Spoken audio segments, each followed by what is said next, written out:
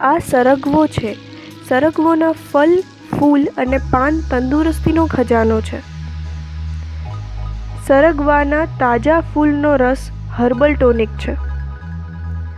સરગવાના પાનમાં અનેક પોષક તત્વ છે જે સ્વાસ્થ્યની દ્રષ્ટિથી ખૂબ લાભકારી છે.